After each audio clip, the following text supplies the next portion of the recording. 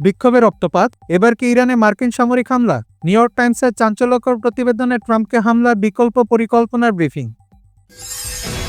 সম্ভাব্য মার্কিন হস্তক্ষেপের আশঙ্কায় ইসরায়েল সর্বোচ্চ সতর্ক, ইরানে বিক্ষোভে যুক্তরাষ্ট্রের যে কোনো পদক্ষেপের বিষয়ে গভীরভাবে নজরদারি তেল আবিবের।